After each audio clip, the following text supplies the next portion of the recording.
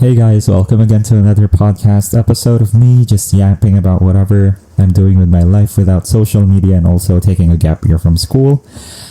So today's episode, you can see in the comment section, it's about a stranger from Japan that I talked to in a cafe because I was just bored. So, yeah, I find myself really bored most of the times now that I don't have social media, and because of it, boredom forces me to go out of my house, and that is actually a good thing because instead of doom scrolling and getting your body doomed because you're not exercising, I actually get forced to just go out and explore the places that I go. So yeah, that's what I did. So yesterday, I think 2 days ago, I think it was a part of another podcast. Me and my friend from childhood, we met at a restaurant, and then after that, we headed to a cafe because we were bored, and I was extremely bored, and I needed just somewhere to go and like unwind. And my friend, it was 7 a.m. So for the stranger, he just woke up, and then for me, it's like late of my day because I work night shift, so my body clock is like night. But when my friend went out to go to the restroom, there was this Japanese guy that came in the cafe and ordered food, breakfast, and then coffee, and then sat a table away from me. He was just sitting right there.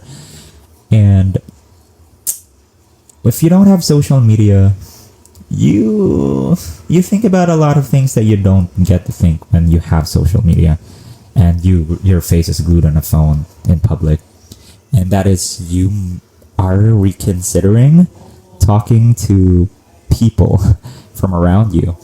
And that's what I do most of the time now that my life is extremely boring and I don't use my phone when I go out, is I talk to people.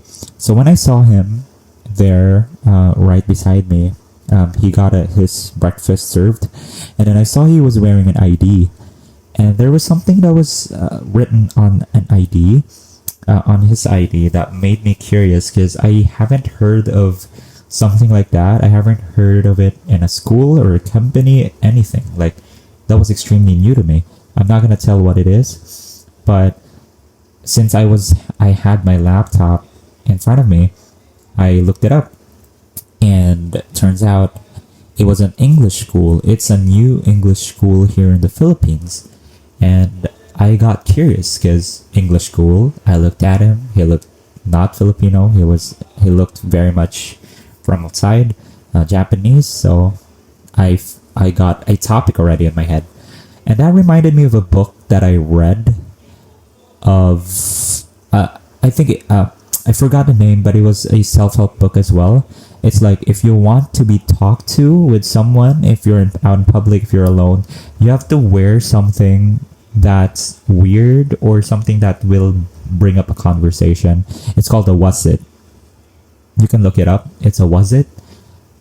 Put it in the comment section if you remember or if you figure out what that is. But yeah, it's called a was it. And that was an example of what was it, because that really got my attention. I was like, what's that? I've never heard of that company or school before. So I looked it up. Wow, it's an English school. It looks foreigner. And then I had a common ground already. Because you guys don't know, but I was actually an international student in the States 3 years back. I was a Fulbrighter.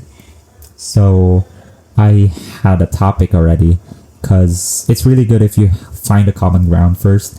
And I kind of knew already what he was feeling somewhat, because studying somewhere abroad is something that's, it's a different experience that only people who've studied abroad will know. So yeah, yapping too much, huh? But yeah, I talked to him. I was like, hey, and he looked at me, and I was like, where are you from? Yeah, where are you from? And he's like, "Oh, I'm from Japan." And he spoke really softly. I can see it because I think he was practicing his English, so I kind of already had an idea like he's not that fluent in English. So he spoke really shyly and very softly. And I was like, Japan, oh wow, good timing because I love Japan. I love anime. That's like the thing that I grew up with. So I told him, I exclaimed, I was like, oh my gosh, I love Japan. I love anime. Do you watch anime? Then the conversation started very naturally, and I was like, I love anime. And he was like, yeah, I love anime. I was like, what's your favorite anime? And he said some anime, and then I was like, do you watch Attack on Titan? And he was like, what? And I was like, Attack on Titan. And he was like, sorry? And thank God I knew the Japanese version. I was like, Shingeki no Kyojin? And he was like, oh, yeah. That was so cute. That was so fun. Shingeki no Kyojin. And he was like, yes, he loves it. He loves it so much. I was like, oh yeah, I love it too. Like, that's my favorite anime. Have you watched Death Note? I've said all of the anime that I love. And then another anime that I know that's in Japanese, it's called Higurashi no Nakokoro ni. And I told him that, and he was shocked. And he was like, oh yes, I love that. And then the conversation flowed naturally. And then I told him, when my friend came back and was sitting there across me, I told the Japanese guy, I was like, come sit with us. And he went and sit closer to us. And then we just talked. And we were having conversations about anime, Japan, where he's from, and it's an amazing experience. I genuinely believe, I think this is one of the best experiences that I've ever had in my social media detox life / gap year, because this is a moment that has to happen. This has to be a canon event if you don't have social media, because if you don't have social media and you don't try these things, it's so sad. Good thing that I know how to converse. That's like my specialty. So I'm good with talking to people, introducing myself, and then just getting to know each other. So I have that skill, even though I'm an introvert. But that's another conversation. But yeah, that was so fun. And during our conversation, he was like, "What is Sinulog?" Sinulog is and then I had my friend explain it to him.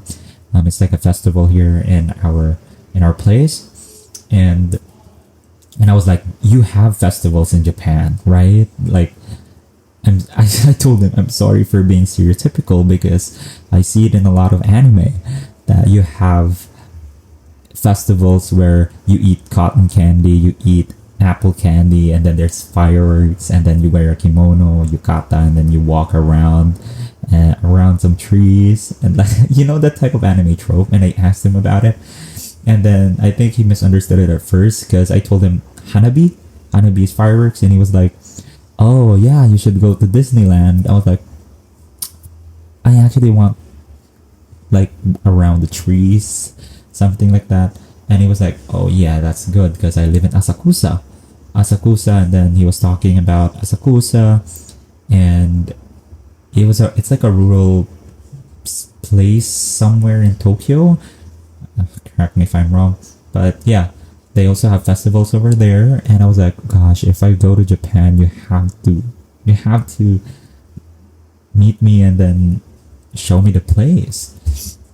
And then that's what happened. And then during our conversation, he mentioned that he wants to try balut. And me, I was like, going there, I actually saw a balut place. I was like, I love balut. And I told him, if you like balut, let's hang out this Wednesday and let's have balut. And he was like, oh my gosh, I would love it. I would really, really love it. And then after that, we went home because we had to cut our conversation short because we were busy and I was gonna sleep. So we left the cafe, and then I had his number, And this was so funny because before we left, he asked me for my social media, and I told him, "Oh yeah, I don't have social media. Um, I don't have social media. I had social media detox, and it's been 6 months." And he was like, "Whoa, 6 months?" I was like, "Mm-hmm, 6 months. I don't have social media." So I gave my number, and then that's where we talked. And then after that, like the day after, I was looking for places around that's like the balut place around the place, and also a karinderya. A karinderya is like a public kitchen where you find everyday Filipino food, like people that everyday food. Because I saw from his breakfast, I remember his breakfast at the cafe it looked extremely expensive, and I was like, if you really want to try Filipinos, if you really want to try like exploring the Philippines, like you have to know like the cuisines, like what we eat every day. I don't know if you can hear that, but there's like something happening outside. But anyway, I was like, you have to try the cuisines and balut, of course, because I love balut. So I texted him. I was like, do you want to eat dinner with us before we get balut? Because I can recommend a place. And there's a karinderya that I really love that I want to take you. And then he was like, oh my gosh, I'm more excited now because I've always wanted to try Filipino everyday food, because apparently he doesn't have any Filipino friends here, and he's just glad that I took the initiative in the cafe. I genuinely love that for me and for him and for the entire situation, because I took the initiative. Like, we have this new bond, and it's all thanks to social media detox. So yeah, he was really excited. And then the day comes after.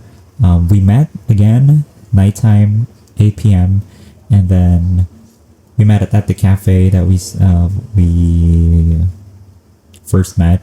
And then me and my friend, we took him to the karinderya. And then he had Filipino chicken curry.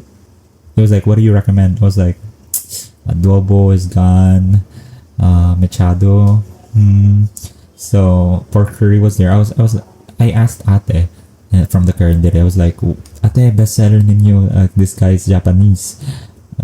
Like he's looking to try food here. And sa Ate, she said, this is her best food, the chicken curry. And then I was like, okay, cool. So me and the Japanese guy, we had chicken curry and also bought an ampalaya. So I had to make him try ampalaya because I thought it was exclusive in the Philippines, but turns out they also had it in Japan. So yikes. But yeah, when we were having our meal, it was so fun because we were just talking so much about Japan, our culture, and then everything. And I'm just so glad that I love Japan already, because I've watched whatever I learned in the anime, I was able to share it and have conversations with it, because Japan is my dream destination. Anime is my favorite thing.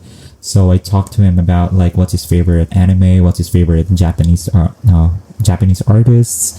I talked to him about Fujikaze, because Fujikaze, I went to his concert last 2024. They came here in the Philippines, and we talked about the favorite songs and his album, and also I sang to him because there's a Japanese song that I memorized ever since I was in 8th grade. It's been 10 years, and it's called Unravel. I'm pretty sure a lot of you guys are familiar. It's the song of Tokyo Ghoul that's popular worldwide, but for some reason he said he hasn't heard about it. Yikes. But yeah, and I sang to him because, I had to flex that I know every single Japanese word.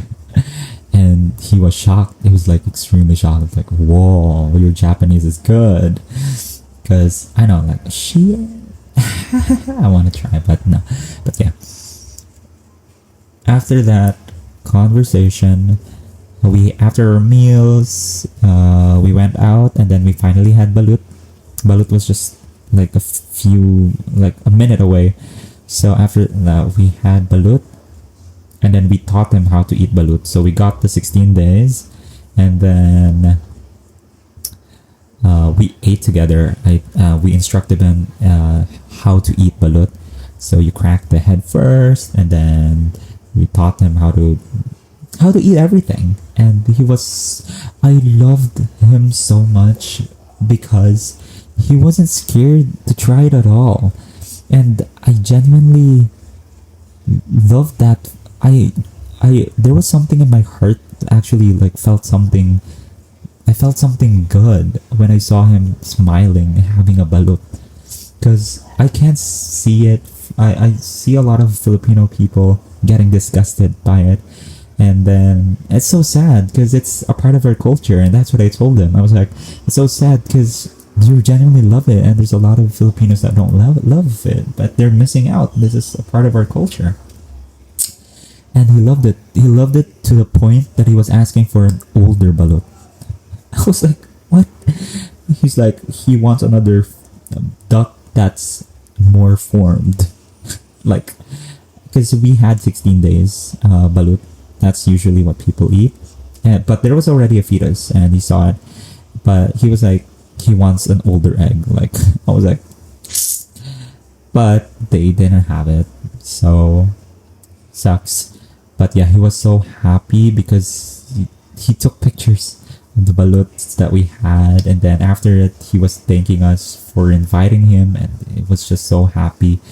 And I genuinely love that experience. I really love having these types of conversations and experiences, and I love that I took the initiative of getting to know him, because I wouldn't have tried that if I think I had social media and my face was just glued to my phone while I was in a cafe. That would have been really sad. It would have been a missed opportunity. But I'm so glad life gave me this, and I'm so grateful. Then after that, after balut, we were supposed to go home, but he was like, he didn't want to go home, and I was like, okay, sure, like the night is still young, what do you want to do? And he was like, drink. I was like, oh, do you want sake? I don't know where they sell sake.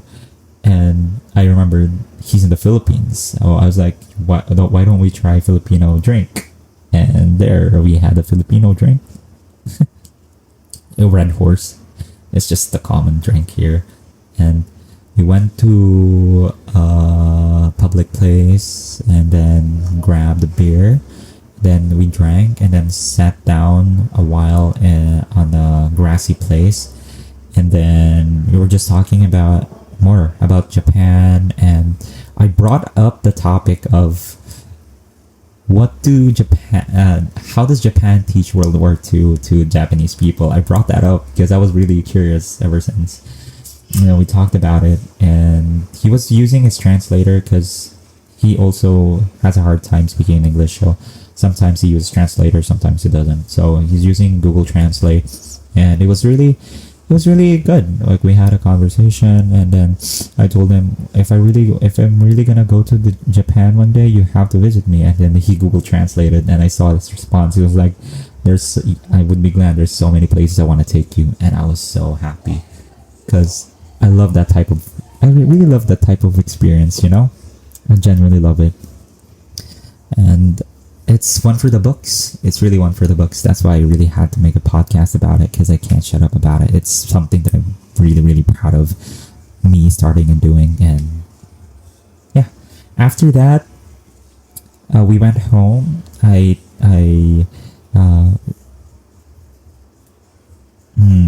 took him back to his place, and then he said, thank you so much for everything. And I was like, what's the Japanese of you're welcome? And doishish, I still can't pronounce it. Doishishimaste, something like that. So, and then we parted ways, and then he sent me a text later, and then he was like, thank you so much, Melbourne, for inviting me. It was a really fun experience. I'm so glad I made my first Filipino friend. And it's his 3rd month here, so I was like, oh gosh, I'm so glad that I talked to him.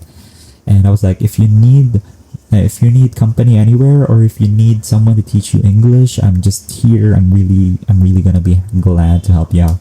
Because I remember when I was studying in the States, if if people there would talk to me or like just bring me when they get groceries or something, they just make me a part of their day. It really makes me so happy.